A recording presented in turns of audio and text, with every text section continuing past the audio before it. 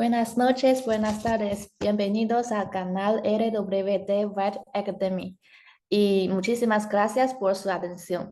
Mi nombre es Yori y soy la presentadora de este webinar. También soy la gerente de ventas de RWT, responsable de la región de Centroamérica y parte de Sudamérica.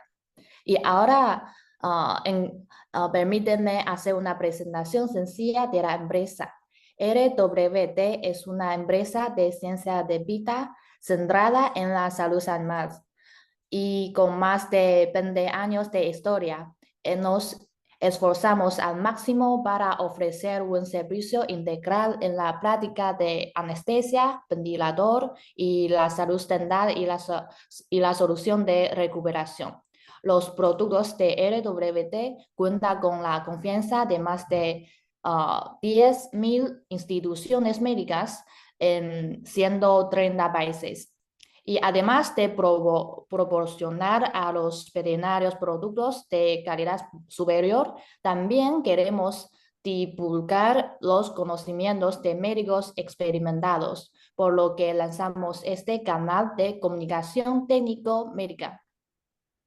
Hoy el tema es anestesia. En el paciente traumatizado tenemos el honor de invitar al doctor Pablo Otero para compartir sus conocimientos, experiencia sobre anestesia y llevarnos a explorar más métodos de cómo organizar el protocolo y la recuperación de paciente. Muy bien, entonces, estimados doctores, si tienen alguna pregunta durante este webinar, no duden en escribirla en el chat box y el doctor Pablo Otero responderá tras su presentación. Doctor Pablo Otero, a continuación es hora de usted.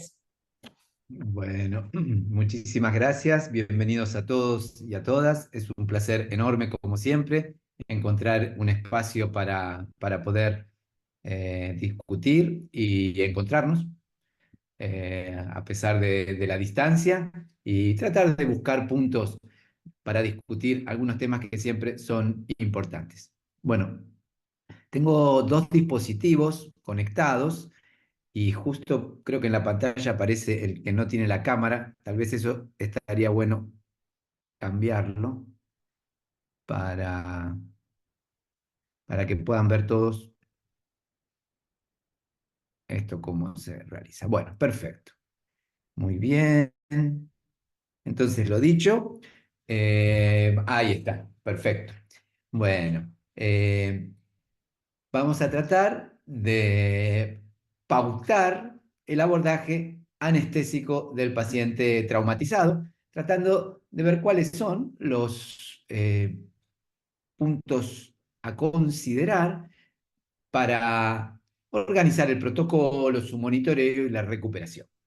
Así que vamos para allá. Como nos dijo Jolie, vamos a tener la oportunidad de realizar preguntas. La idea, porque somos muchos, en principio, sería, como también nos comentaron, dejar las preguntas sobre el final de la charla, así no perdemos tiempo y podemos desarrollar todo el material pactado. Bueno, decimos, ¿no? Que uno de los primeros conceptos que debemos entender es que más allá de la condición del enfermo, más allá de la patología con la que el paciente arriba, tenemos que entender que la anestesia, por definición, es un evento de riesgo que convierte prácticamente de manera instantánea a un paciente sano en un paciente crítico. Cuando el paciente llega en un estado crítico, la anestesia lo que hace es profundizar esa situación crítica. Porque básicamente, durante la anestesia, los individuos pierden el control de la homeostasis corporal y aquellas funciones vitales, que obviamente son parte de la vida, al menos desde el punto de vista biológico, empiezan a comprometerse producto de las drogas administradas. Sabemos que hay un término que utilizamos mucho para definir nuestras necesidades, es decir, cómo plantearemos o planearemos nuestro protocolo anestésico, perdón, y también sabemos que independientemente de cuáles son las condiciones del enfermo, a la hora de la anestesia existe un riesgo de mortalidad, y así lo definimos. Y por eso decimos que en todas las situaciones hay un riesgo que cuando lo definimos en términos de la anestesia, lo tenemos que definir como muerte perioperatoria. Y al respecto, hay un par de estudios que hemos tenido la oportunidad de publicar, que dicho sea por cierto, liderados por el profesor José Ignacio Redondo, nuestro gran amigo Nacho Redondo, eh, son los estudios de mortalidad más grandes que se han publicado hasta ahora en el mundo en términos de países participantes y centros veterinarios participantes.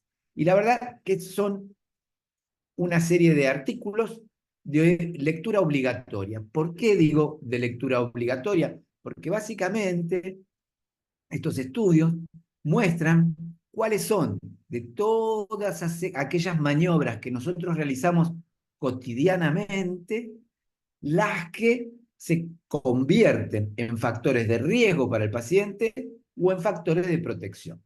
Así que hacer la tarea y poner mucha atención a este tema de ver de qué manera nosotros podemos concretar el principal objetivo de todo acto anestésico, que es una predecible y, y buen final del procedimiento, es decir, un paciente con vida, por supuesto, y ojalá que haya podido resolver la razón que lo ha llevado a la anestesia. Este estudio, de nuevo, realizado en 4 continentes, más de 400 centros veterinarios repartidos por el mundo y, y que he contado con una base de datos de 55.000 pacientes, nos dice que el índice de mortalidad, no de manera uniforme, pero en promedio, llega aproximadamente al 0,7%, lo cual quiere decir que uno de cada 145 pacientes que muere, perdón, que pasa por el quirófano y es anestesiado, muere, lo cual implica un riesgo relativamente importante que cuando la situación se incrementa como responsabilidad de la enfermedad subyacente, obviamente este riesgo aumenta significativamente. Ahora lo vamos a ver, pero el paciente traumatizado es por definición un paciente crítico que suma un estatus físico corporal que incrementa de manera significativa el riesgo de mortalidad. Así que considerar y poner mucha atención a nuestro número de hoy. Que de nuevo, este es un promedio, cuando analizamos o desmenuzamos este numerito en los diferentes países, continentes, etcétera, en donde la infraestructura, la formación de recursos humanos, la inversión empieza a disminuir, este número ¿sí? Empieza a ser más crítico. Otra cosa que nos dice este estudio muy interesante es que, fíjense, la mayor parte de los pacientes se mueren en el posoperatorio, lo cual ya también nos invita a poner una visión crítica y a ser conscientes de que es probablemente en el posoperatorio donde nosotros tengamos que empezar a poner más cuidado.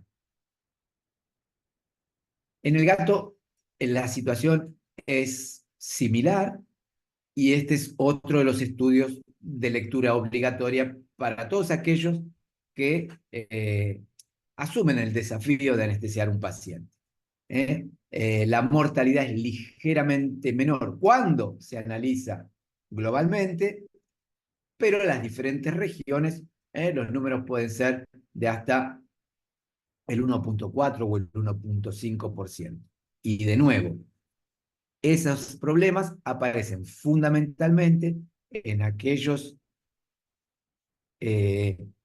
escenarios de trabajo en donde la inversión en infraestructura, en equipamiento, que tenga la refinación necesaria como para asumir el desafío de trabajar con animales tan delicados y tan pequeños, probablemente esté contribuyendo.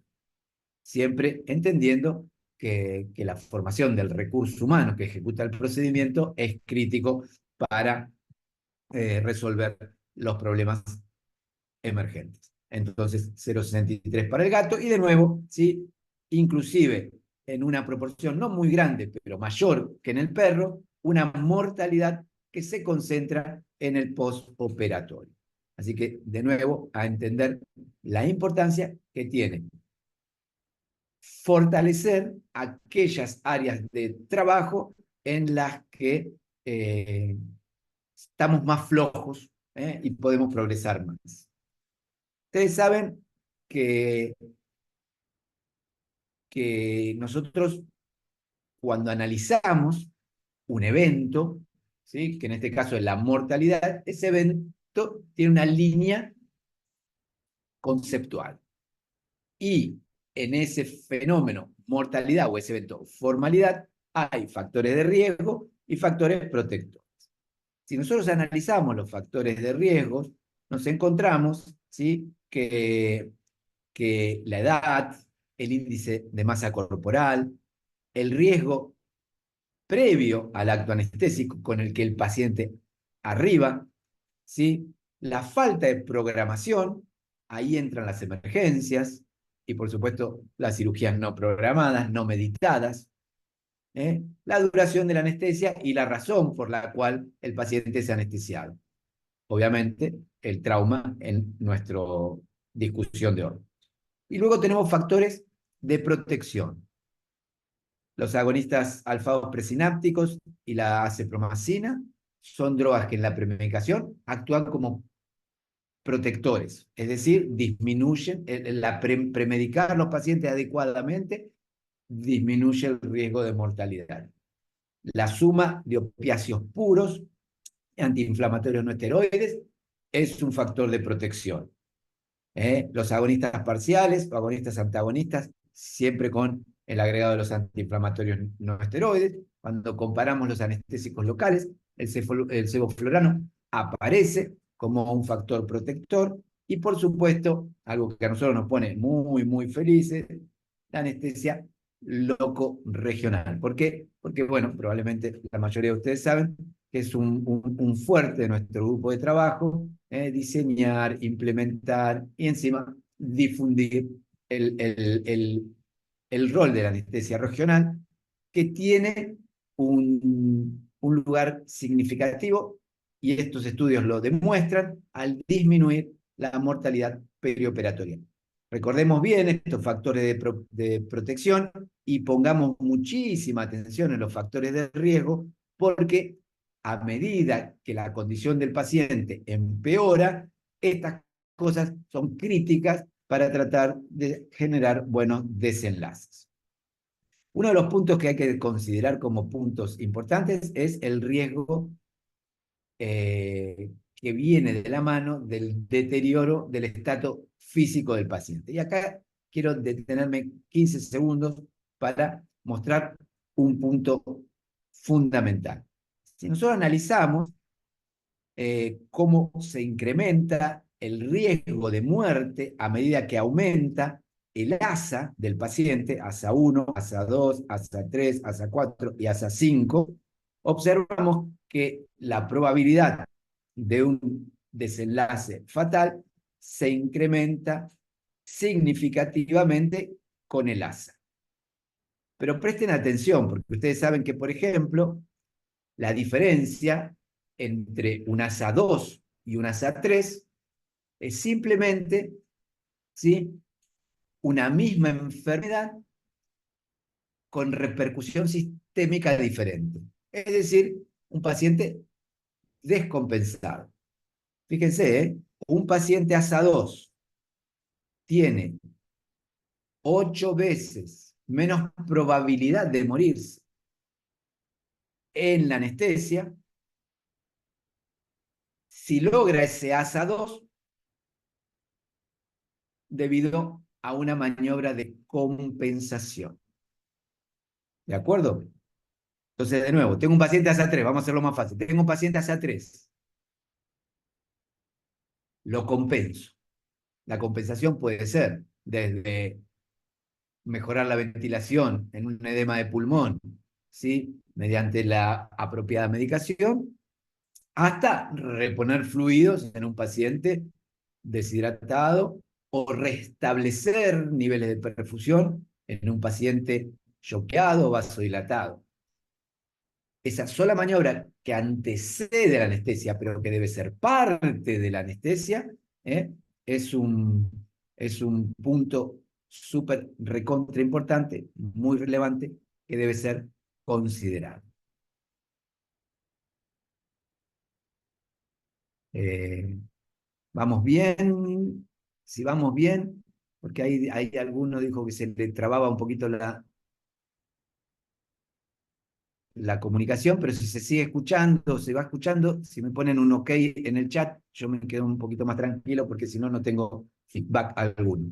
¿Se escucha bien, doctor? Perfecto, genial, genial, genial. Bueno, cada tanto voy a hacer una preguntita para que me vayan respondiendo. Bueno, entonces, consideremos esto. Este es un punto crítico. Bueno, si es tan crítico, es evidente que vamos a tener que también refinar los medios que utilizamos para diagnosticar esos puntos críticos del paciente, porque no todos los pacientes se compensarán de la misma manera. Esto es muy importante, fíjense, ¿sí?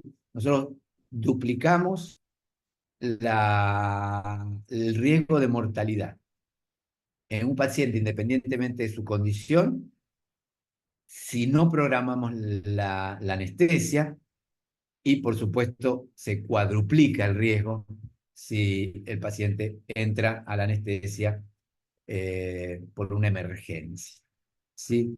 Así que esto es también muy, muy, muy importante, así que debemos siempre ser conscientes, extremar los cuidados, obviamente, pero, pero sobre todo, a partir del conocimiento que hoy tenemos, establecer el diálogo apropiado con los propietarios, como para llevar adelante un buen, o llegar a un buen resultado. Cuando hablamos del manejo, del manejo del paciente traumatizado, hablamos de la necesidad de establecer un equipo multidisciplinario que de alguna manera nos ayude a entender cuál es la gravedad de ese enfermo, cuáles son los puntos críticos y dónde tenemos que hacer hincapié para cambiar su condición, mejorar su estatus físico y prepararlo para recibir las drogas anestésicas y el trauma quirúrgico, que indudablemente es un factor de estrés que repercute sobre la homeostasis corporal, no solo durante el transoperatorio, no, como veíamos, fundamentalmente en el periodo de recuperación, que es cuando el paciente claudica como consecuencia o de la enfermedad, y efectivamente muchos pacientes ¿eh? Eh, tienen malos resultados producto de su condición, pero otros muchos llegan a ese desenlace producto de una incorrecta compensación o corrección de los problemas. Bueno, nada, no vamos a hacer la encuesta porque no estamos face to face, pero les cuento un poquito la idea de la diapo. Decía, llega un paciente accidentado con una fractura expuesta y sangrado activo, ¿cuál es su primera acción? Bueno, hay que entender que uno de los que el sustrato vital por excelencia es el oxígeno y que por lo tanto nosotros debemos garantizar una adecuada fracción inspirada de oxígeno.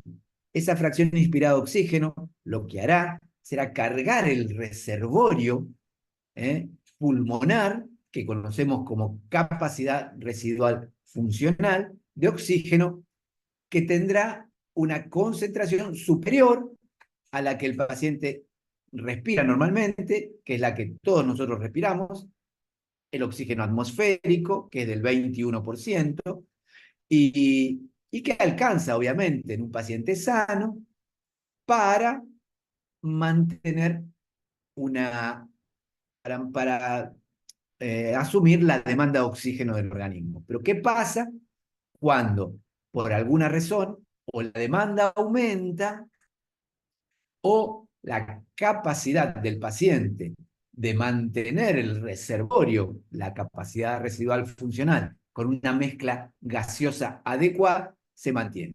Y bueno, básicamente en los pacientes en trauma, que por ejemplo, imagínense un paciente que solo por dolor aumenta la frecuencia respiratoria, jadea, agitado, eso disminuye la ventilación alveolar, y la disminución de la ventilación alveolar va a generar esos eventos desafortunados de los que estábamos hablando, es decir, una caída del oxígeno disponible. Entonces, si sabemos que va a caer, aumentamos la fracción inspirada, que es ni más ni menos que lo que vemos en todas las películas, que, ¿vieron? Cuando un tipo entra a un hospital lastimado, lo primero que hacen es asegurarse una fracción inspirada de oxígeno. Por supuesto que uno tiene que garantizar la permeabilidad de la vía aérea, y ese será nuestro trabajo a continuación. No solo garantizar una fracción inspirada de oxígeno, sino asegurarnos que eso llegue correctamente a donde tiene que llegar, es decir, al alveolo. Entonces acá vemos la capacidad funcional residual, que es uno de los tantos volúmenes que posee el pulmón. ¿De acuerdo? Pero particularmente la capacidad residual funcional es aquel volumen, aquella porción del pulmón que nos interesa. Y que está demostrado que se compromete con toda anestesia. Algunas pautas anestésicas o protocolos anestésicos afectan más y otras afectan menos a este volumen pulmonar. Ahora vamos a ver porque es muy importante. Por supuesto que la anestesia del paciente con trauma implica respetar el algoritmo del abordaje del paciente crítico, que comienza con el manejo de la vía aérea, y cuando hay un trauma, la protección cervical. Saben que es muy importante evitar cualquier tipo de trastorno medular que venga como consecuencia de un trauma, ¿sí? Que ha comprometido a la espina. Obviamente, dentro del procedimiento a realizar, deberá hacerse especial hincapié en el continente del sistema nervioso central, puesto que cualquier alteración o laceración a ese nivel será de gran impacto. Dijimos que incrementábamos la fracción inspirada de oxígeno, pero claro, nosotros tenemos que incrementar esa fracción inspirada de oxígeno y a la vez generar algún mecanismo que garantice la llegada de esa fracción inspirada de oxígeno o de esa mezcla gaseosa al territorio alveolar, para que se desarrolle el intercambio gaseoso de manera adecuada.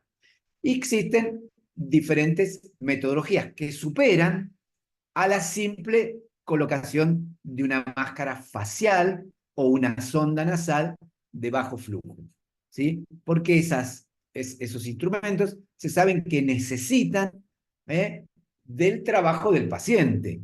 que es el que empieza a respirar y movilizar la columna de aire.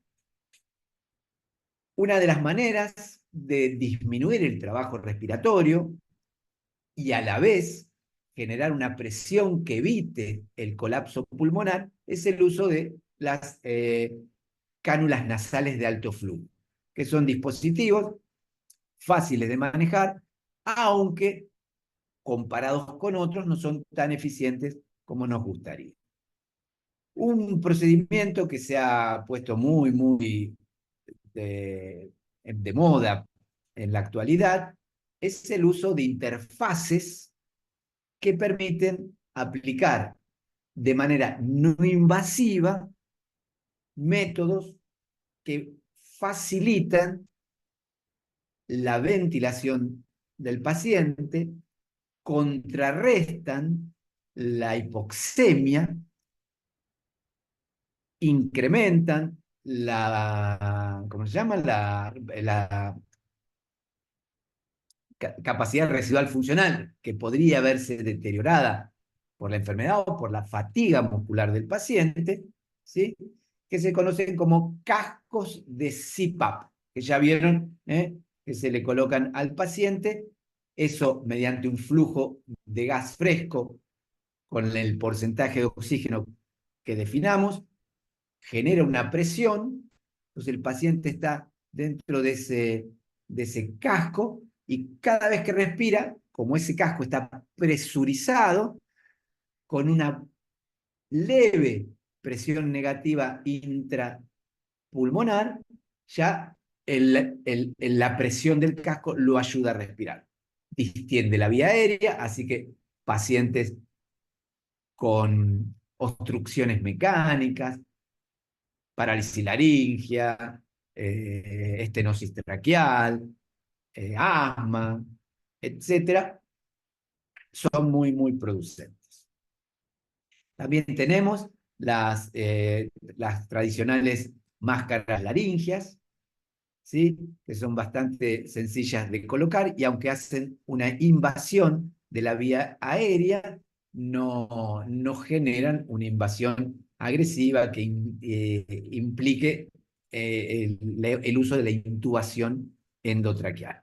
Así que bueno, eso es una ventaja que podemos utilizar, aunque tengan en cuenta que el manejo definitivo de la vía aérea implica la intubación endotraqueal, el insuflado del manguito de neumotaponamiento, ¿sí? Etcétera. Bueno, ahí estábamos viendo un poquito mientras charlaba, animando la charla con el tema de la intubación. Bien, acuérdense que el objetivo de esto es administrar una mezcla gaseosa rica en oxígeno y también permitir facilitar eventualmente la ventilación a presión positiva.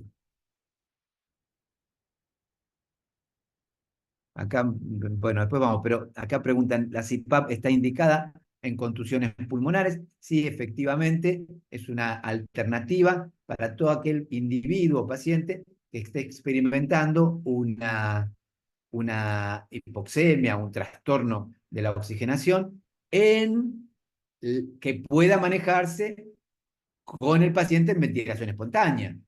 Le contesto a Karina, porque obviamente esto no permite ventilar al paciente. El paciente tiene que estar consciente y ventilando espontáneamente. La gran ventaja es que no hay que anestesiarlo, entonces uno puede mejorar su condición en términos de oxigenación mientras realiza alguna otra maniobra, etc.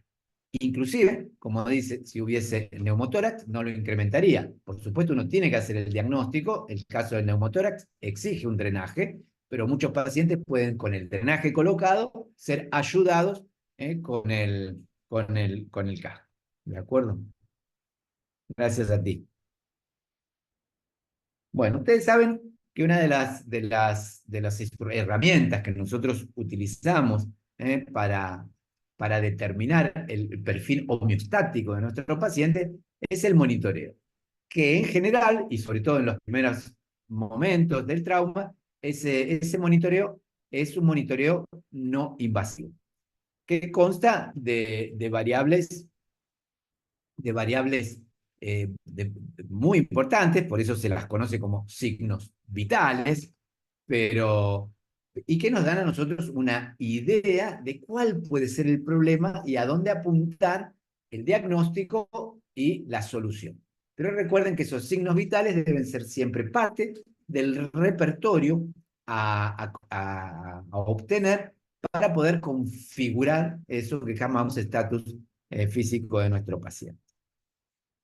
Una herramienta que ha venido a ocupar un lugar extremadamente trascendente en el mundo del paciente traumatizado es la ultrasonografía. Básicamente, a partir de la ultrasonografía, nosotros podemos hacer un rápido diagnóstico muy empleado en los pacientes traumatizados para poder confirmar o descartar problemas. Recién hablábamos del neumotórax, ¿eh? Cuando los trastornos devienen como consecuencia de compromisos hemodinámicos, también tenemos a la ultrasonografía que nos permite hacer un rápido escaneo y el diagnóstico del shock, ¿sí? Podemos diagnosticar shock hipovolémicos, distributivos, cardiogénicos, obstructivos, a partir del conocimiento, obviamente, de la fisiología y del funcionamiento de esos puntos críticos donde se originan los problemas.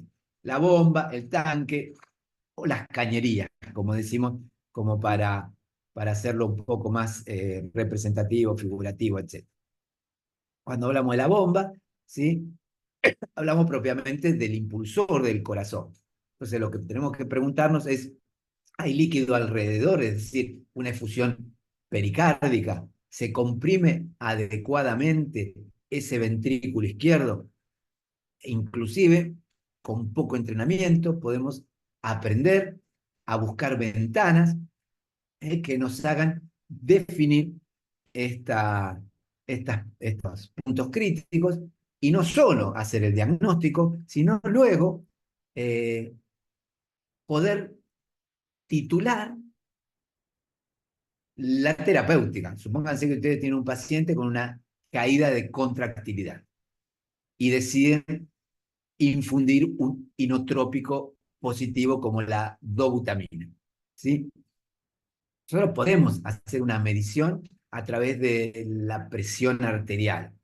Entonces, si incrementamos la fuerza de contracción, incrementará la presión arterial. Pero no necesariamente, ¿sí? Esto es siempre de la misma manera, porque a veces hay eh, factores coadyuvantes que hacen que la presión no aumente.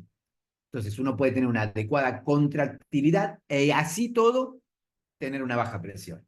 Entonces, titular o guiar la terapéutica de los inotrópicos a través del registro de la presión arterial podría generar un sesgo significativo y que repercuta en el outcome del paciente. Y entonces, midiendo y determinando el incremento de la contractilidad, obviamente podemos definir y titular la administración, como decíamos, de lo que fuese, ¿no? Eh, ¿Cómo se llama? Dobutamina. Y acá vemos, por ejemplo, lo fácil representativo que es esto. Fíjense, es un corazón. Fíjense cómo late y se contrae. Acá, fíjense, es un paciente con una efusión pericárdica considerable, marcada. Se ve muy bien. A ver, acá la efusión. Y acá, en vivo, ya en el quirófano, se observa que el corazón prácticamente no puede contraerse. Y fíjense cómo, luego de realizada la pericardiectomía, ese corazón empieza a disminuir la tensión, recibe un buen retorno venoso y empieza a obtener una buena contractilidad. Acá tenemos una ventana postesternal derecha, un eje corto, en donde se observan los músculos papilares. Y de nuevo, fíjense, prácticamente no hay contracción. Fíjense la efusión pleural a la que hacíamos mención.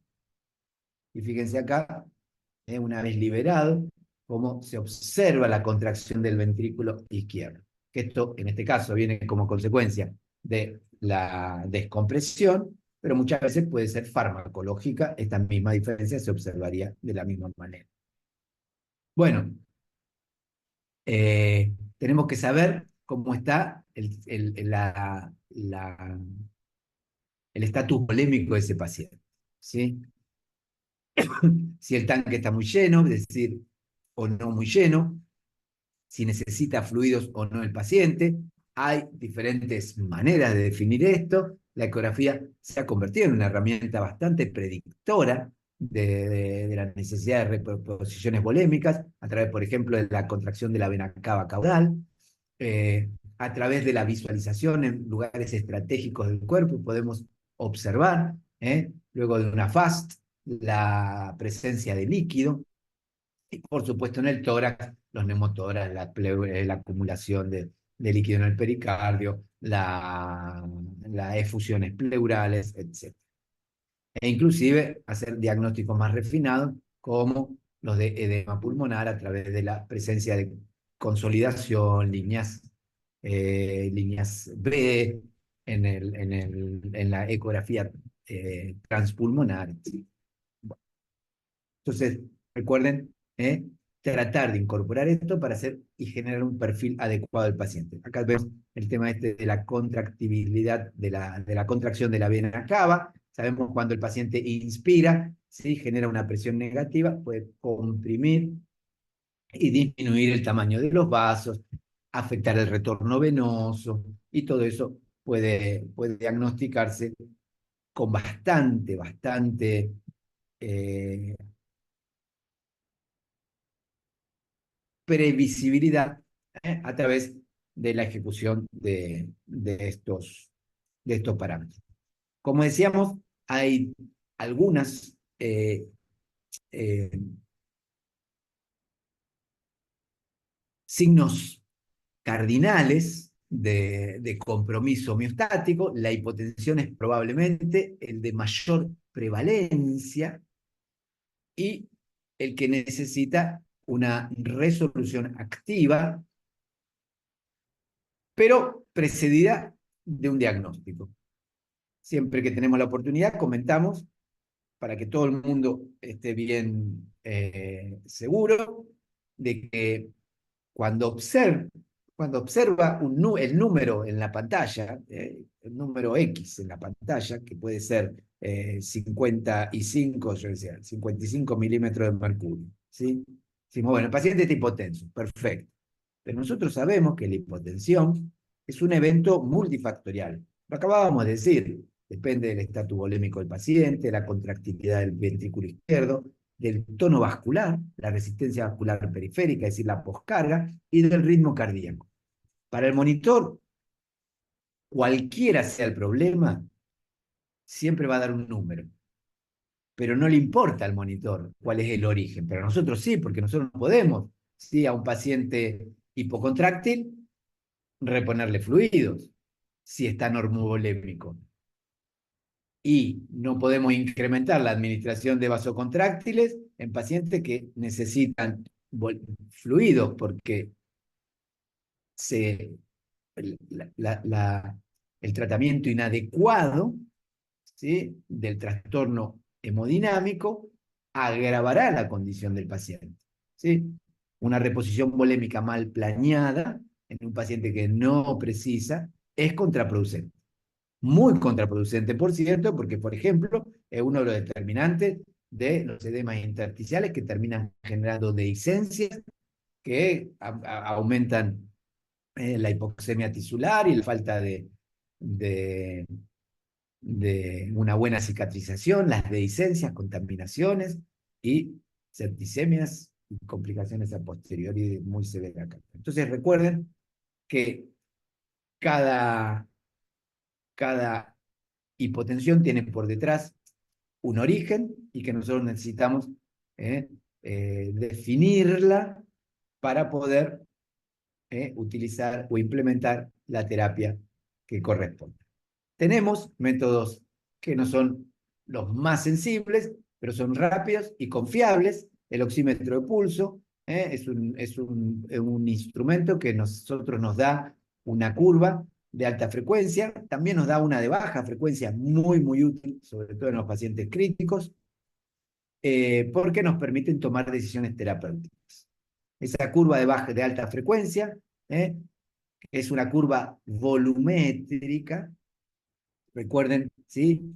Lo que mide el oxímetro es la distensión del tejido que recibe no la onda, sino el volumen eyectado por él, o la parte que le toca del volumen eyectado por el ventrículo izquierdo, y que cada una de sus ramas nos da información. ¿Qué información? Esa que necesitamos para entender el origen de los problemas.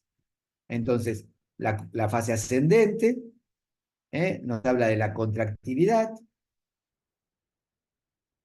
la incisura aórtica nos habla de la resistencia vascular periférica, y el área bajo la curva, desde que se abre hasta que se cierra la válvula aórtica, área bajo la curva, el volumen eyectado, la descarga sistólica.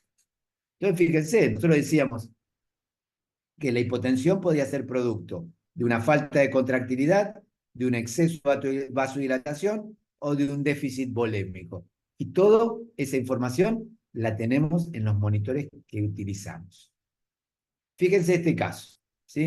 En este caso, por ejemplo, este es un mismo paciente antes y después de un evento. Vamos a analizar juntos y rápidamente este tema, ¿sí? Nosotros tenemos acá, vemos qué pasó acá.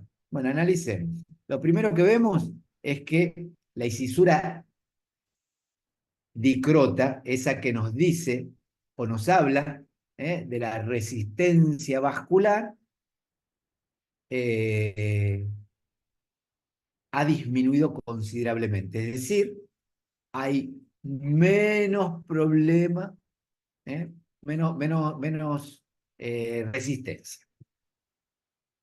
Es decir, disminuyó la poscarga. Otra cosa que vemos es que aumentó la frecuencia cardíaca. Y algo que llama mucho la atención es la disminución de el área bajo la curva, es decir, del volumen sistólico. Entonces yo les digo, cae la descarga. ¿Sí? Si sale menos sangre es porque hay menos resistencia, porque no es lo mismo pasar 1 litro por una bombilla que 1 mililitro. El mililitro va a pasar sin problema, sin resistencia, y los 10 litros van a tener mucha resistencia. Entonces, un paciente en un procedimiento quirúrgico o la evolución de un paciente durante el trauma que muestra cambios como esto, bueno, nos está diciendo que ese cambio es producto, por ejemplo, de una hemorragia. Fíjense, aumenta la frecuencia cardíaca, cae la presión, cae el gasto, cae la descarga sistólica, y todo eso está aquí, en los monitores que tenemos a disposición. Otra cosa interesante que nos dicen los monitores es cómo los cambios que experimenta, fíjense, los cambios que experimenta la descarga sistólica, cada uno de estos puntitos se unen, ese es el pico sistólico de la eyección. Si nosotros unimos esos puntitos, nos da esta curva ondulante, que obviamente, ¿sí?, tiene una variación porque no todos los latidos cardíacos eyectan el mismo volumen sanguíneo. ¿Por qué? Porque la ventilación hace que la presión dentro del tórax se vaya alterando. Entonces, cuando uno inspira, la presión en el tórax se hace negativa y la sangre llega con mayor facilidad como retorno venoso. Por supuesto que cuando el corazón es competente, los latidos que suceden a un mayor recibo de sangre, eyectan más sangre. El corazón eyecta todo lo que recibe. Si no recibe, no eyecta, pero si recibe, eyecta. Y si recibe más, eyecta más. ¿De acuerdo? Ahora bien, los cambios que experimenta la curva pletismográfica nos permiten, en condiciones de estudio específicas, definir si el paciente es o no un respondedor a volumen, es decir, si necesita o no ser ayudado con una reposición volémica. Y eso básicamente lo hacen en la actualidad muchos monitores, dan un índice que es el índice de variación pletismográfica, que no es ni más ni menos de variación pletismográfica. Compara la onda más chiquita con la onda más grande y mide la diferencia en porcentaje entre una y otra. Si en los pacientes ventilados a presión positiva esa diferencia es mayor a un 15%, bueno, esos pacientes se consideran respondedores. Es decir, pacientes que se beneficiarán incrementando la descarga sistólica al recibir una carga de fluido. E inclusive, nosotros podemos poner tantas cargas como las necesarias para poner esa variabilidad por debajo del 15%. Entonces, fíjense qué importante que es aprovechar al máximo nuestros monitores. Acá simplemente les pongo unas tablitas del recover, perdón, para que probablemente todos estén familiarizados, pero que vean cómo se manejan algunas de las drogas que empleamos en los pacientes críticos. Y acá unas tablitas que hacen las cuentas rápidas para la infusión de noradrenalina en pacientes de menos de 15 kilos y en pacientes de más de 15 kilos. ¿De acuerdo? Para que lo tengan a disposición. Bueno, recuerden que cada una de las maniobras que realicemos tiene que ser meditada y perseguir un objetivo terapéutico definido. ¿Sí? La cateterización venosa es, sin lugar a dudas, un recurso indispensable en los pacientes críticos, en los pacientes de trauma, pero también lo es el tamaño del catéter, porque se limitará la cantidad de fluidos que podremos administrar en el tiempo, apelando a la gravedad, y el tipo de fluido que podremos o admitiremos pasar. No es lo mismo pasar una solución fisiológica que un concentrado globular o un plasma enriquecido. ¿De acuerdo? Bueno, decíamos que la anestesia complica al paciente y básicamente lo complica porque independientemente de su condición previa, la anestesia propone una serie de desequilibrios orgánicos que se caracterizan fundamentalmente como hipoxemia, hipotensión e hipotermia. Nosotros tenemos la obligación de monitorear a nuestro paciente para poder entender cómo evoluciona no solo su estado clínico, sino cómo evoluciona ante la propuesta terapéutica que representa la anestesia. Y tenemos que evaluar la hemodinamia, la relajación muscular, la profundidad anestésica, la temperatura, la mecánica respiratoria, ¿sí? Y para eso tenemos diferentes herramientas, ¿sí? Inclusive algunas como el PTA que nos hablan de los estímulos o del equilibrio del sistema nervioso autónomo. También tenemos la posibilidad de definir el grado de relajación muscular cuando se emplean relajantes musculares o el grado de conciencia cuando se habla de profundidad anestésica. Un tema que preocupa mucho, sobre todo a los pacientes críticos, es la disfunción respiratoria que viene debido a los cambios que induce la anestesia, que se convierten en hipoxias o hipoxemia posoperatoria.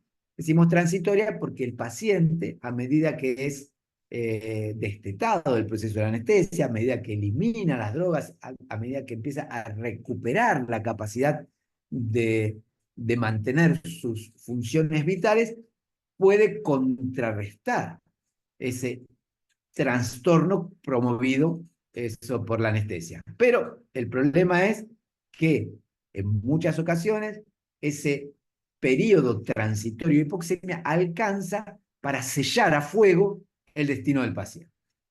Y fíjense que en pacientes no traumatizados, el grupo de la Universidad de Bari, liderado por el doctor Staffieri, ha comprobado, ¿sí?, la presencia o la prevalencia de un 28%, definiendo como hipoxemia postoperatoria una saturación menor al 95%. Presten atención, porque ¿cuántos de sus pacientes se despiertan respirando aire ambiente y saturan por encima de 95?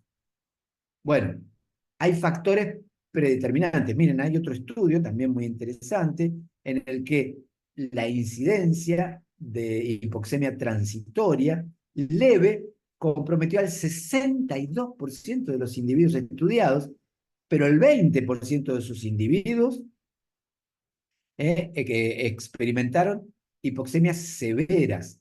Menos de 90 de saturación implica una presión parcial de oxígeno en la sangre arterial de hipoxemia, por debajo de los 60 milímetros de mercurio. ¿Sí? Por debajo de 95 estamos por debajo de los 80 milímetros de mercurio. Es decir, que cualquier posibilidad de afrontar el desafío que significa mantener la vitalidad de la célula del organismo disminuye con oxígeno inadecuado. Dijimos que el trastorno ventilatorio que propone la anestesia genera alguna serie de factores predisponentes, ¿sí? Y entonces, cuando no hay trauma pulmonar o un neumotórax, como comentábamos hace un rato, los factores determinantes del deterioro de la función pulmonar tienen básicamente dos orígenes. Uno es la fracción inspirada de oxígeno y otro es la falta de una presión positiva al final de la expiración que proteja al paciente del colapso pulmonar. En todos los casos, tanto la PIP, presión positiva al final de la expiración, como la FiO2, cuánto oxígeno recibe el paciente, son parte del seteo ventilatorio, que se realiza a través de circuitos o interfaces que proponen la administración o la conformación de la mezcla gaseosa que respirará el paciente y la forma en la que ésta accederá a su sitio de trabajo. Entonces, los circuitos de anestesia pueden, además de aportar los anestésicos o de generar una mezcla gaseosa con anestésicos, ser empleados como herramientas de soporte vital en pacientes con dificultades ventilatorias. Por supuesto, para realizar estos procedimientos nosotros necesitamos de la ventilación a presión positiva, que puede realizarse de manera manual, pero que obviamente cuando se realiza en forma reglada a través de dispositivos diseñados para realizar este procedimiento, el resultado es mucho más previsible y, por supuesto, mucho más beneficioso para el paciente. Tenemos diferentes tipos de alternativas.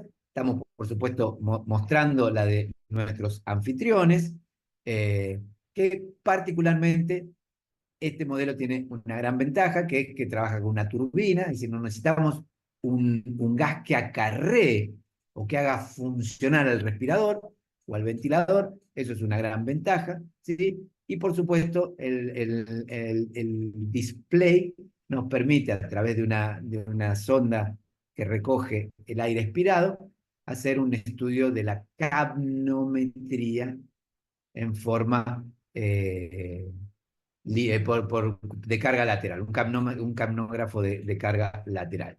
Entonces, fíjense qué importante, porque nosotros con estos dispositivos podemos setear el volumen corriente a administrar, podemos setear la presión positiva al final de la expiración, podemos configurar la mezcla gaseosa a través del flujímetro, el vaporizador, etcétera, todos elementos que contribuirán a la salud o al restablecimiento de la salud del paciente, que obviamente en este caso en particular es importante. Por supuesto que hay que tener conocimientos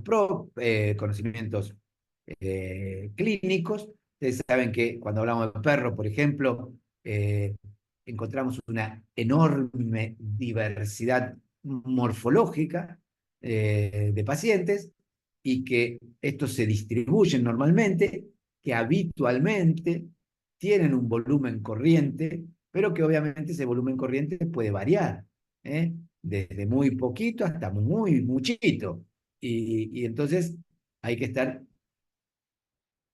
compenetrado con la información que aporta el ventilador, perdón, el que aporta el monitoreo.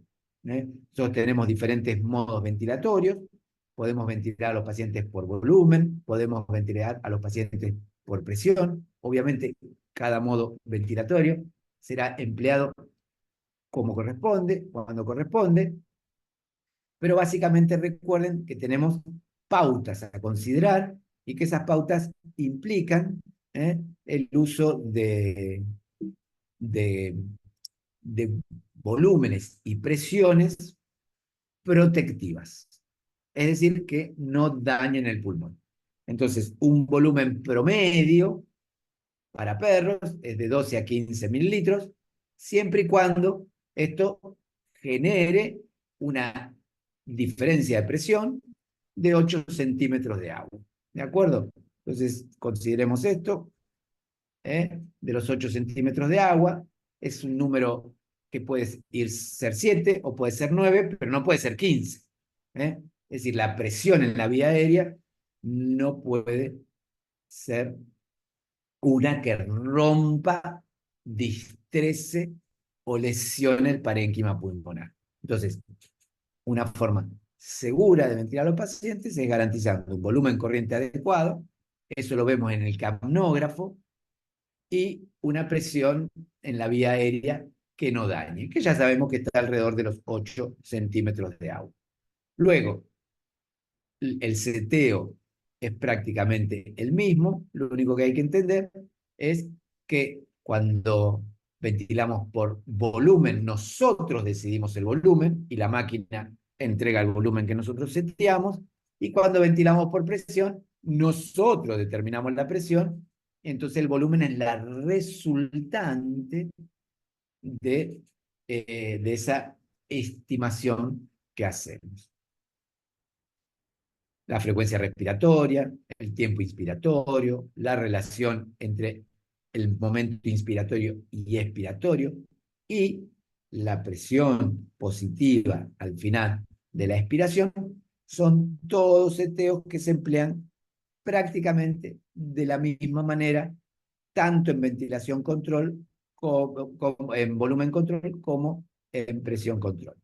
La frecuencia respiratoria, una vez seteado el volumen, se setea, se ajusta en función de los niveles de dióxido de carbono que el paciente elimina o no elimina, ¿sí? El tiempo inspiratorio y la relación IE tiene que básicamente asegurar que el pulmón se vacíe antes de una segunda respiración. En la anestesia eso es prácticamente siempre muy fácil de realizar, aunque cuando tenemos pulmones chiquitos, es decir, pulmones traumatizados, ocupados, ¿sí?, que precisan frecuencias respiratorias muy altas, porque no tienen capacidad residual funcional, ¿eh? Entonces, ahí puede llegar a ser un problema muy serio y hay que aprender a monitorearlo y evitar los problemas asociados. Y la presión parcial al final, la presión positiva al final de la expiración, es decir, la PIP, esa que me deja un poquito inflado el pulmón, debería ser titulada y ajustada a las necesidades de cada paciente, pero cuando el problema no está en el pulmón, en general 5 centímetros de agua en el perro y 2, esperen que voy a poner bien acá, agua en el perro y 2 centímetros de agua en el gato son los valores de PIB, que, dicho, esto es muy importante, siempre que se ventila a presión positiva, debe ventilarse con PIB. No se puede emplear PIB si el paciente respira espontáneamente. Está prohibida el uso de la PIP en la ventilación espontánea. Se usa para pacientes eh, con, con trastornos. Me perdí. Bueno, es muy importante definir qué drogas vamos a utilizar. En general, en los pacientes críticos, en los pacientes de trauma, nosotros deberíamos probablemente apelar a drogas tranquilizantes, siempre y cuando el paciente obviamente no esté comatoso o no tenga contraindicaciones específicas. Tenemos diferentes alternativas, probablemente todos estén familiarizados con, con, las, con las diferentes opciones o alternativas, pero me gustaría presentarles, no sé si todos estarán familiarizados, con una nueva técnica o con una nueva, ¿cómo se llama? Sitio de administración, ¿sí? Que se conoce como el GB20, que es un punto que se encuentra, en el que se lo muestro acá, que se encuentra entre las orejas, justo por craneal al, al, a la cresta del occipital, ahí está, a la cresta del occipital, se hace subcutáneo, de hecho, el grupo empezó a estudiar esta forma de administración y se ve que el punto no es tan específicamente necesario, pero que el lugar de inyección sí. Y la verdad que hemos incorporado nosotros con muchísimo entusiasmo y las grandes ventajas es que el periodo de latencia es muy corto, la absorción de la droga es muy rápida, el efecto es muy predecible y aparentemente, todavía faltan estudios, los efectos sistémicos no son tan y así marcados. Como se estudiaron con alfa-2 presinápticos, que son drogas muy útiles, en la premedicación de paciente y que se constituían en factores protectores cuando no están contraindicadas, es una buena forma de administración. De hecho, nosotros lo estamos utilizando prácticamente en todos los pacientes como premedicación anestésica, la administración de la droga, de las drogas por esta vía. Y la verdad que, bueno, les cuento, ¿no? Uno hace dexmedetomidina, la dosis recomendada, que está entre los 3 y 5 microgramos por kilo, y en 4 minutos más o menos, el paciente tiene prácticamente una respuesta similar a la que hubiera obtenido por una vía intravenosa. Así que bueno, les comento eso.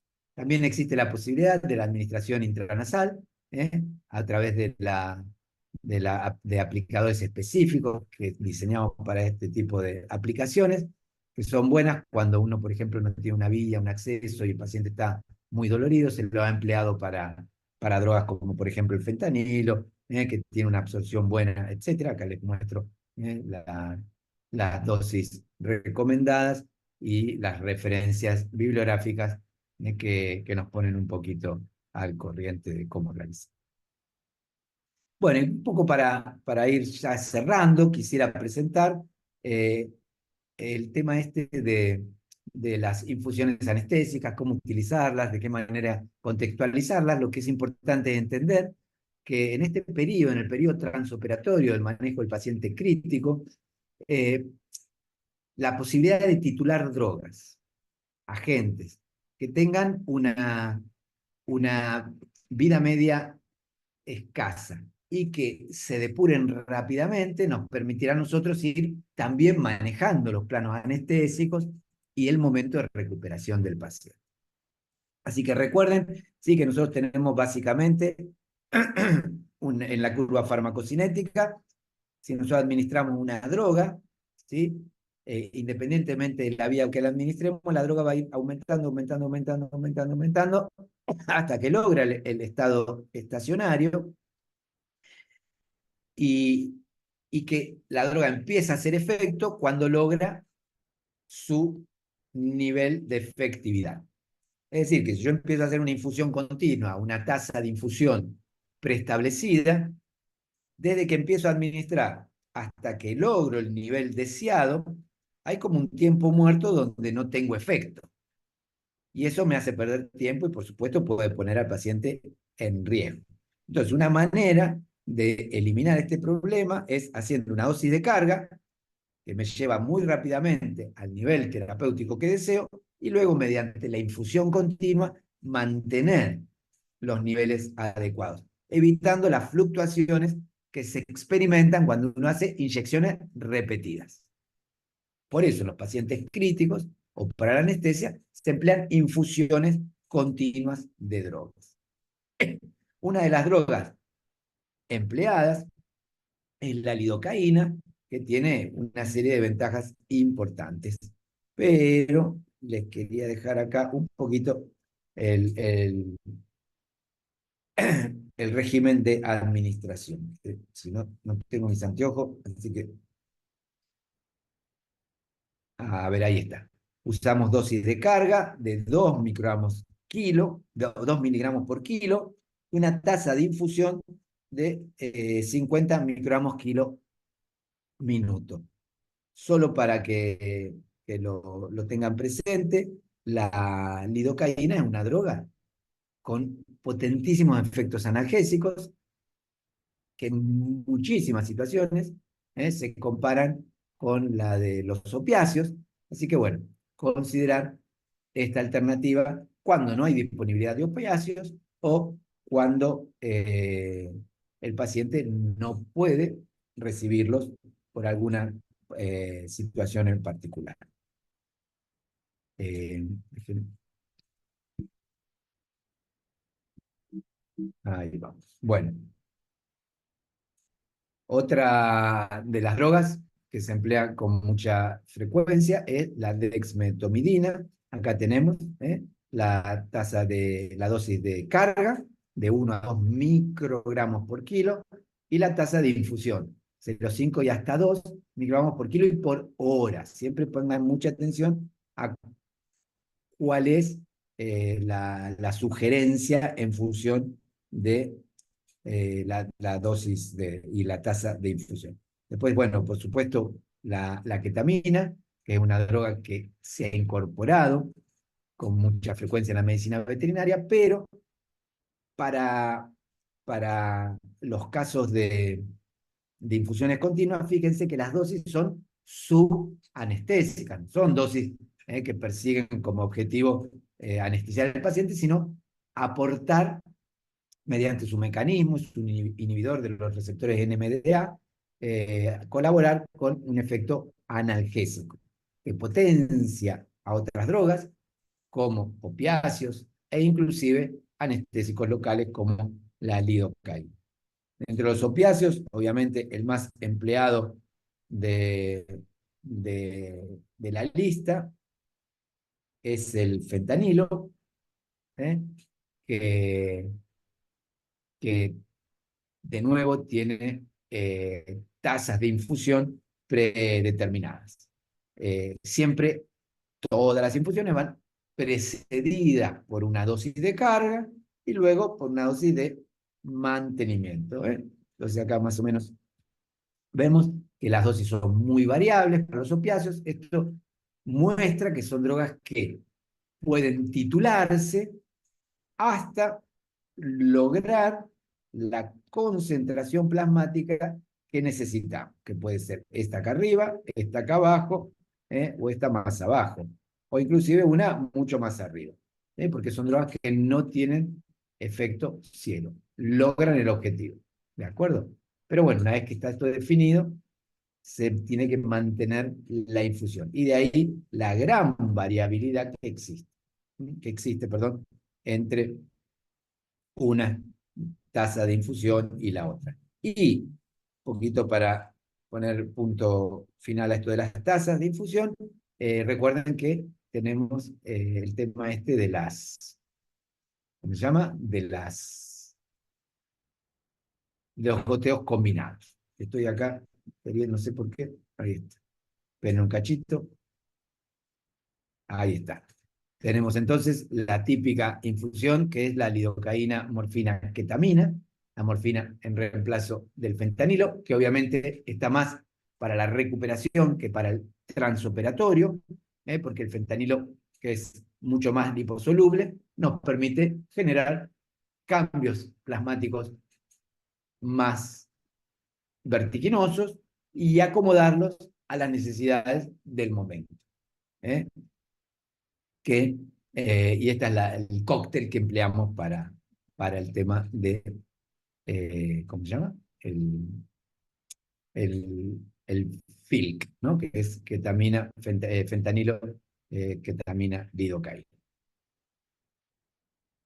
Acá les dejo también algunas recomendaciones sobre dosificación, extraídas de un artículo interesante. El QR los llevará a la página desde donde se obtuvo la información y un poquito más de información aquí para ir finalizando.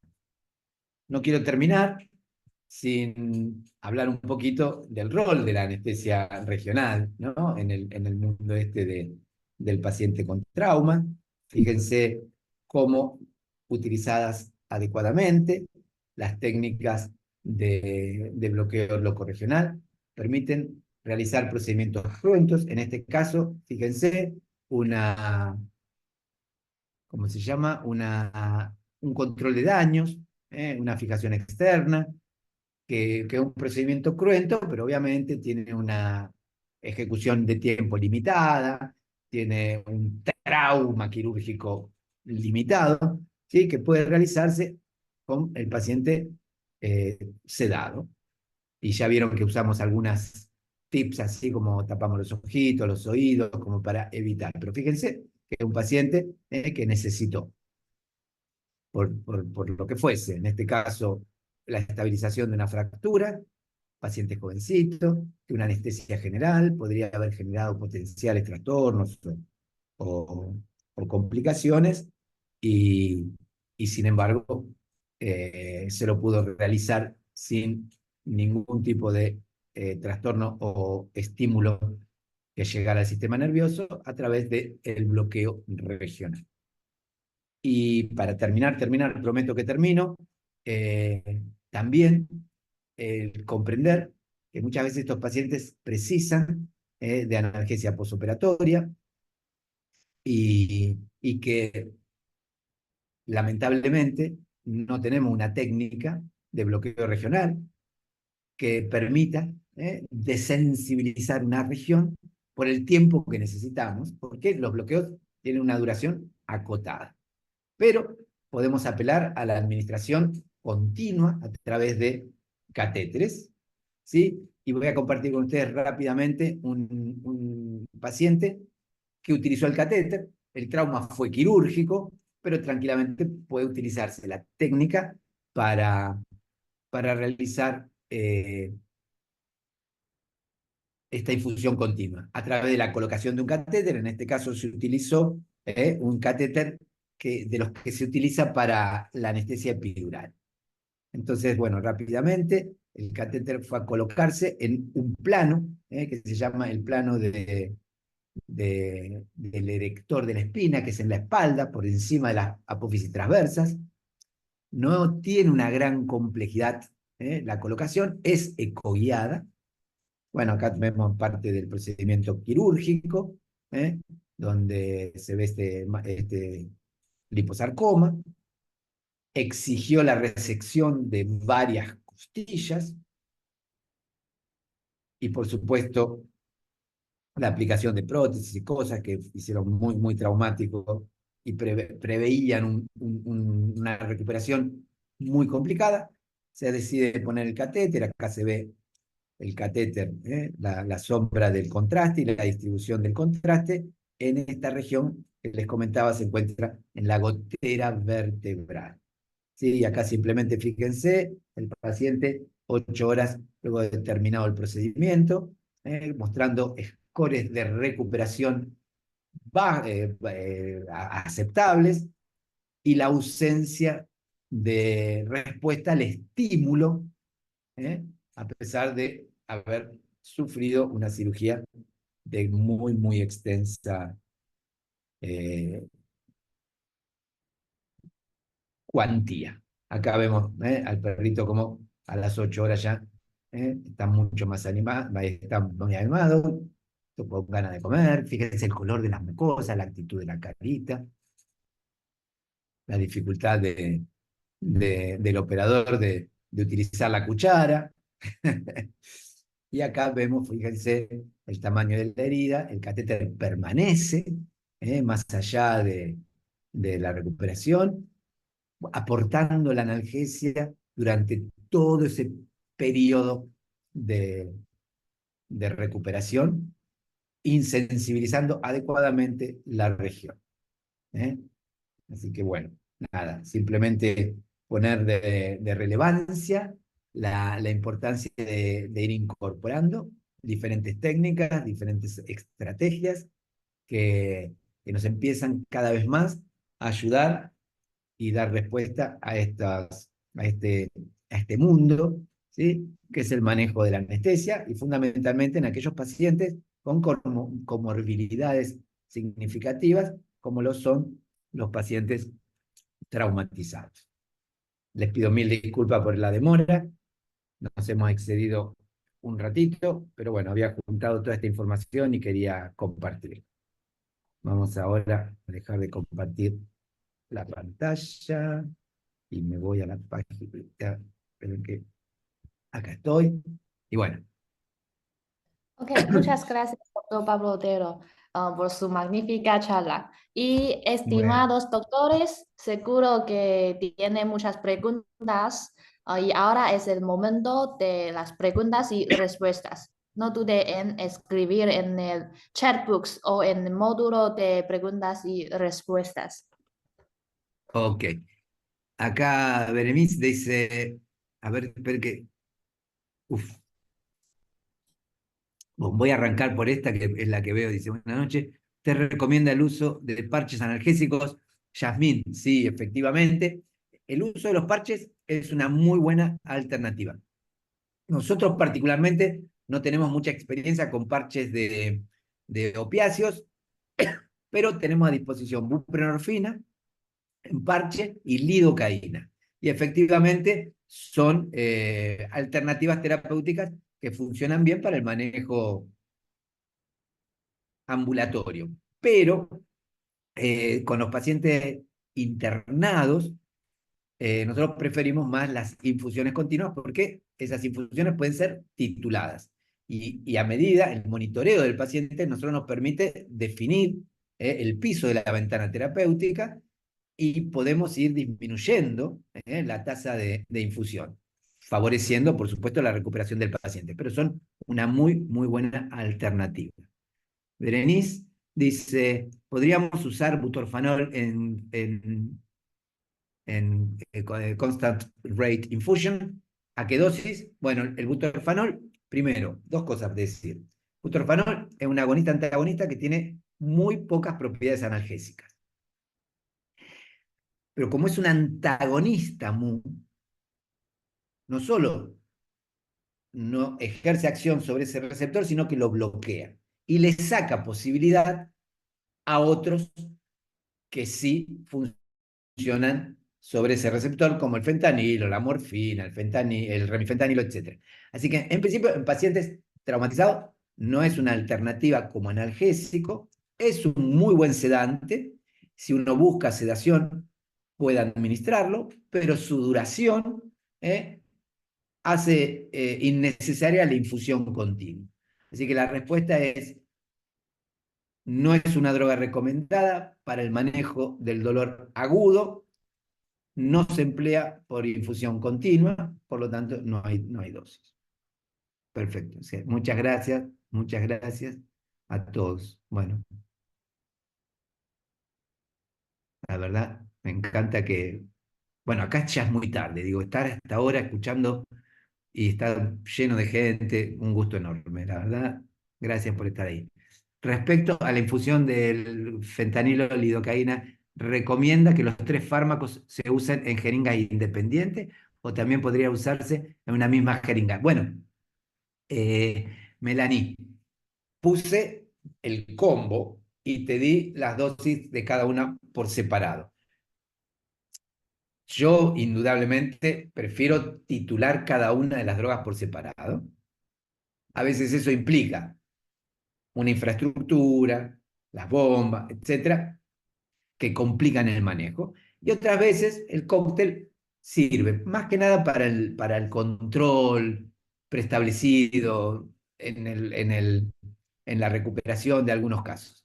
Pero en términos generales, siempre que nosotros podamos titular droga a droga, esa es la recomendación, es lo más adecuado. Uy, hay un montón de gente. Qué bueno, qué lindo. Dos, a pesar de realizar infusiones continuas con lidocaína, ketamina, dexmedetomidina, no he podido conseguir realizar una disminución de la CAM. Si pudiera dar alguna recomendación, consejo, muchas gracias. Excelente charla. No, gracias a ti, Juan. En principio, todas las drogas que afectan al sistema nervioso bajan la CAM. ¿Sí? Entonces la pregunta es,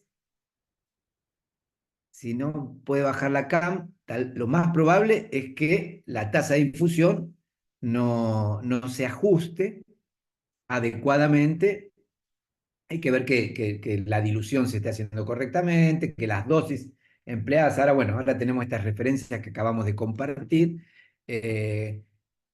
no debería haber problema y como les comentaba, si uno incrementa la tasa de infusión, es decir, la dosis que el paciente recibe, resuelve el problema. Siempre hay una dosis que la resuelve, sobre todo cuando uno combina tantas drogas. Sin embargo, Juan, yo lo que veo es que tal vez a la infusión a la que hace referencia, ¿sí? Le falta un analgésico superpotente. Entonces, para aquellos casos en donde se complicara, el fentanilo podría ser una opción. Aunque te digo que la dexmedetomidina, a la tasa de infusión que hemos propuesto, llega a disminuir la CAM de los anestésicos un 40%. De hecho, el trabajo que puse en la presentación hace referencia a esa disminución de la concentración alveolar mínima.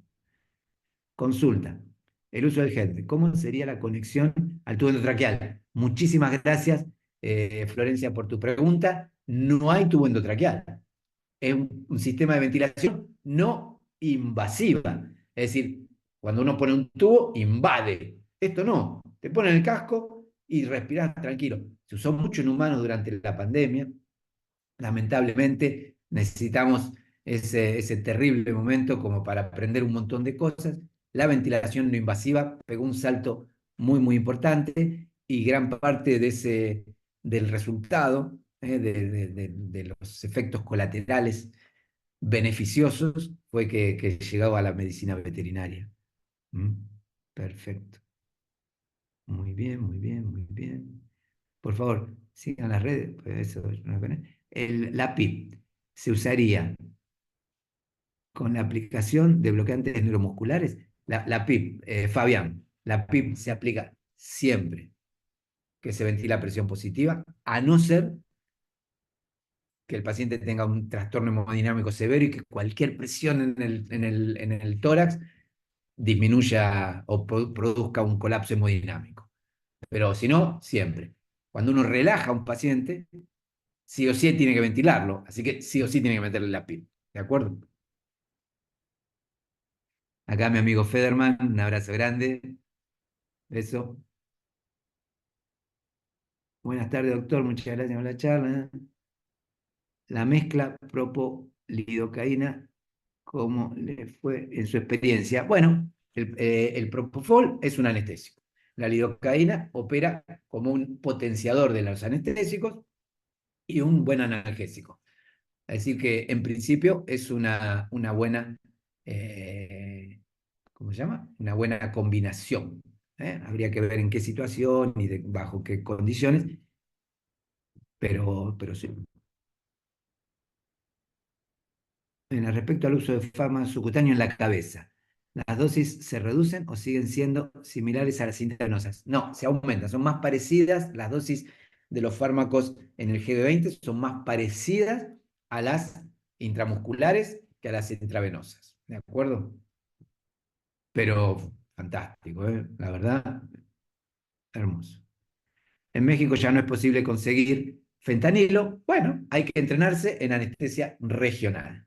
¿Eh? Así que, Abraham, a trabajar en la anestesia regional. Ahí el doctor Federman, que acaba de saludar, está por darse una vuelta por ahí, a dar un tallercito, así que se lo pueden ir a visitar a Guadalajara. Se recomienda la aplicación de la premedicación craneal al occipital de forma subcutánea solo en pacientes. No, no, no, Angie. Este método de administración de subcutáneo en la cabeza es algo que realmente revolucionó el medio, porque tienen que probarlo. Léanse el estudio que les recomendé antes, pero, pero básicamente sirve para muchos fármacos y se lo emplea en todo tipo de pacientes. De hecho, lo quería comentar porque es algo novedoso, pero en general el paciente traumatizado que llega canalizado, uno, si tiene un paciente canalizado, la única vía que se utiliza para administrar las drogas, siempre que la droga esté permitida, es la intravenosa. ¿De acuerdo? Eso capaz que me lo pasé muy rápido, pero eso es importante. Disculpe, Doc, recomendaría el uso de Pimovendan intravenoso transquirúrgico cuando se determina hipocontractilidad en el monitoreo ecográfico. Se puede utilizar, sí, efectivamente, el Pimovendan intravenoso se puede utilizar, aunque a mí me gusta más esa titulación fina que se logra con los sinotrópicos, que en pacientes traumatizados, que tienen tal vez una competencia cardíaca, no tienen una insuficiencia cardíaca, eh, tienen una respuesta más predecible. Pero sí se puede emplear. Primero que todo, muchas gracias. ¿Tiene experiencia en el uso de bombas elastoméricas? ¿La ve como una herramienta interesante? Sí, tengo mucha experiencia, Eduardo, en el uso de bombas elastoméricas. Me parece que son hermosas y pero no sé cuánto nos resuelven a nosotros el problema. De, porque si uno hace una inyección a través del catéter y lo deja, porque el principal problema que tiene el catéter es que se sale, se mueve. Y si encima uno le cuelga una bomba, peor. Así que para el manejo es una alternativa, se puede ensayar. A mí me resulta más confiable y predecible la inyección seriada, que además genera una distribución del anestésico o sí, del anestésico bastante más amplia y predecible. Las bombas, a no ser que el catéter esté al lado del nervio que necesitamos, y gotita, gotita cada tanto, en ese caso podría ser, pero me inclino más por las inyecciones. Lo que en caso de una hernia diafragmática, ¿qué premedicación recomendaría? Sería butorfanol, podría venir aquí, y hacer un manejo de dolor en caso. Bueno, en el caso, bueno, para este caso de fracturas, de lesiones,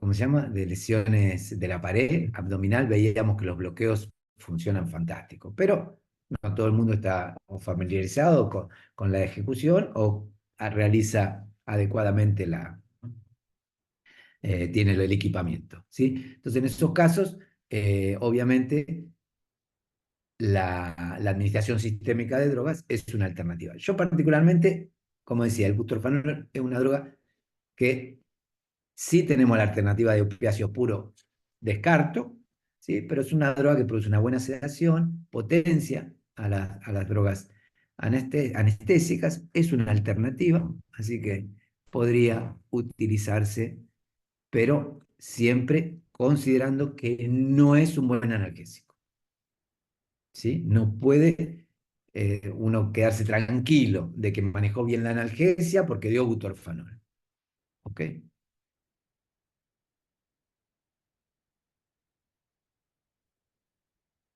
El catéter, Bárbara, se colocó en el erector de la espina a nivel de T6, T5, por ahí. Porque es el video, vieron que decía Pablo Klauman, me lo pasó mi buen amigo el doctor Klauman de Curitiba, Brasil, y entonces, pero el caso precioso, por eso quería compartirlos. Ahí está. Saludos desde Colombia, la administración de anestesia locorregional administrada por el catéter, como el caso es por bomba elastomérica o manual. De nuevo, lo que acabamos de comentar, a mí me gustan las inyecciones seriadas. Buenas noches, dolores de difícil manejo, muy cruentas. Se puede infundir fentanilo, lidocaína, dex, obviamente en diferentes dosis en cada caso. Sí, uno puede apelar a la combinación de todas drogas en pacientes muy complicados. Eh, Empiecen a meter en su chip el rol de la anestesia locorregional y presten atención porque se están diariamente publicando casos en donde los pacientes críticos son tratados con anestésicos locales a través de cateterismo, de inyecciones seriadas, con resultados asombrosos. Ketamina oral para el manejo del dolor crónico en amputaciones. Bueno, sí hay experiencia, la ketamina es una droga que, como decía, mitiga en gran medida y se convierte en un coadyuvante analgésico de gran valor. La administración, no tanto oral, sino a veces subcutánea, tiene bastante predicamento. Tenemos muchos estudios de biodisponibilidad oral, etcétera, así que ahí me voy a callar un poquito porque no tengo grandes comentarios para aportar. ¿Hasta dónde se podría llegar con el uso de la mascarilla laringea? La máscara laringea se frena porque el dispositivo está diseñado para acomodarse correctamente y acoplarse a la laringe, así que se traba solito, es como una aplicación muy intuitiva. ¿Eh? Obviamente, acuérdense que es un mecanismo, ¿sí?, que no es una vía aérea definitiva, ¿eh? No reemplaza el tubo endotraqueal cuando este es necesario. Muchas gracias. Lo ideal es hacer bloqueos locorregionales ecoguiados, pero en muchos lugares no se cuenta con esta herramienta. ¿Alguna recomendación que tenga para empezar a aplicar y aprender bloqueos no ecoguiados? No, porque el tema es que todas las técnicas se han desarrollado, definido y encuentran una previsibilidad en su ejecución. Entonces, cuando uno empieza a hacer como alternativas, empieza a obtener resultados impredecibles. Si no tenemos las herramientas para realizar correcta y apropiadamente el procedimiento, no deberíamos realizar. Siempre un placer, bueno, que totalmente contraindicado. ¿En qué caso está totalmente? He visto casos de su uso en pacientes cardíacos. Sí, la dexmetomidina, ninguna. Todas las drogas deben ser. Uno cuando administra una droga tiene que planear un objetivo terapéutico, ¿sí? Se sabe que hay drogas que generan complicaciones o efectos adversos bastante frecuentemente. La dexmedetomidina, por ejemplo, es una droga que aumenta considerablemente la poscarga. Entonces, bueno, si tiene un paciente con un trastorno a nivel de la poscarga, administrar dexmedetomidina, puede complicar ese paciente. De nuevo, baja la frecuencia cardíaca. Todo paciente que tenga o que sostenga el gasto cardíaco a expensas de, de la frecuencia cardíaca, pues bueno, ese paciente no es un paciente indicado para esto. Usted mencionó que podemos ayudar con lidocaína en el manejo del dolor. ¿Cuán cercano es la analgesia al fentanilo? Bueno, ya les decía, hay estudios que muestran que no hay diferencia, entre fentanilo y lidocaína, para algunas situaciones y casos, pero sí, es una droga súper, con un efecto analgésico alucinante. ¿Cuándo hará un curso regional en Santiago de Chile? Ojalá, cuando quieran, Joana, organicen y ahí estaremos. El seguro Federman está anotado. Para manejar el dolor postoperatorio recomienda infusión de analgésicos y B, manejo de realizar un bloqueo, un catéter. No, si podemos poner un catéter y administrar anestésicos locales, sin duda es una super alternativa, porque ustedes con el anestésico local eliminan el impacto sistémico que representan las drogas. Las infusiones continuas son maravillosas y resuelven problemas, pero uno paga un costo, decaimiento, falta de apetito, inapetencia, ya lo dije, trastorno de deambulación, trastornos gastrointestinales, náusea, vómito, ilio. Son todas cosas que empiezan a complicar el manejo y sostén del paciente. ¿Se está difundiendo el uso del sulfato de magnesio? Sí, se está difundiendo el uso del sulfato de magnesio. Eh, la evidencia científica no es para nada contundente. Los resultados que muestran los estudios son dispares. Y, y bueno, vamos a tener que esperar un poquito más a ver qué dice la evidencia para sostener su incorporación. ¿Sí? La pregunta, más que si el sulfato sirve o no sirve, es cuál es el problema que viene a resolver. Porque en principio, ¿sí? Esa es la pregunta desde mi punto de vista. Pero no, por ahora no ha demostrado ser una buena alternativa. Prefiere el uso de catéter para aplicación continua de anestésico local sobre el uso de anestésico local adyuvante incremental. Sí, definitivamente, porque, Rocío, y aprovecho para saludarte, eh,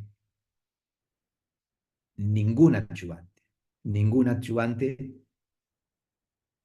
aumenta la duración del bloqueo tanto como es necesario, fundamentalmente en pacientes traumatizados, en donde la necesidad de analgesia se extiende en el tiempo. ¿Sí? El bloqueo más exitoso con el mejor adyuvante del mundo nunca dura tanto como lo necesitamos. Entonces, sí.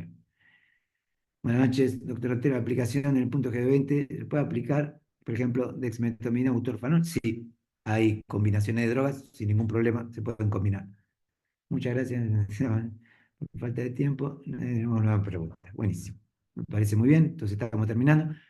Usted menciona que se puede generar una hipoxemia postoperatoria transitoria. Entonces es necesario a todos los pacientes posquirúrgicos suministrar oxígeno durante el periodo de recuperación. Angie, buenísima pregunta. Y la respuesta es, tenemos el monitor, que es el oxímetro de pulso. Y lo que se ha demostrado, ese artículo que les puse ahí del grupo este de Bari, de Stafiri, encontró el punto de corte que el oxímetro de pulso define como hipoxemia, que es 95%. Entonces, ustedes miden la oximetría. Si no cae de 95, que respira aire ambiente. Pero si cae de 95, está hipoxémico y debe recibir algún método que contrarreste eso. El oxígeno mediante una mascarita lo ayudará y debe ser aportado. ¿Qué opinión tiene el catéter Soaker? Bueno, Soaker catéter son unos catéteres que tienen muchos agujeritos y entonces la droga no se inyecta en un punto, sino a todo lo largo del catéter, todo lo largo de las perforaciones. Es un invento maravilloso. Nosotros lo usamos prácticamente en todos los pacientes con grandes extensiones de tejido injuriado, amputaciones, mastectomías. Sí, lo encuentro un invento fantástico, Javier. Gracias por mencionarlo. Una solución maravillosa.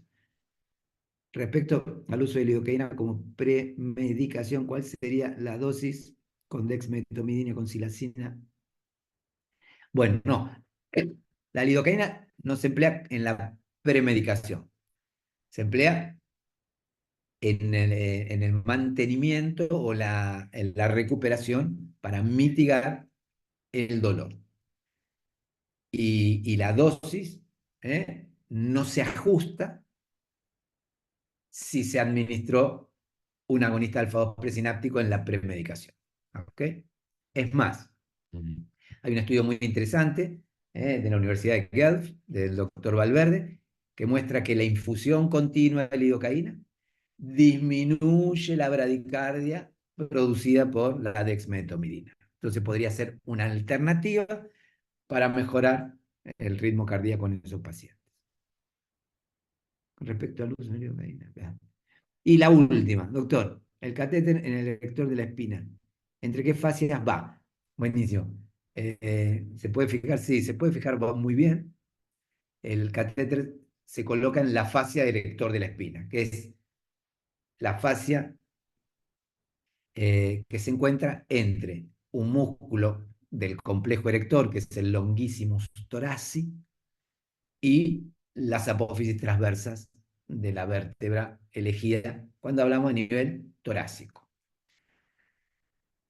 Muy bien, hemos terminado, les agradezco un montón, me encanta el interés, me encanta generar este debate, esta plática, así que bueno, como siempre, un agradecido de poder encontrarnos un rato y agradezco mucho a RWD por generar estos espacios, por permitirnos juntarnos y por prestarnos su infraestructura para vernos y compartir un rato. Muy buenas noches para todos y para todas.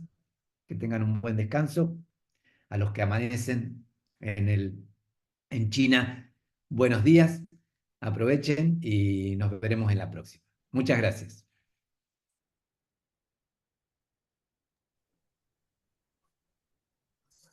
Ok, gracias de nuevo, doctor Pablo Otero. Y con esto llegamos al final del webinar de hoy.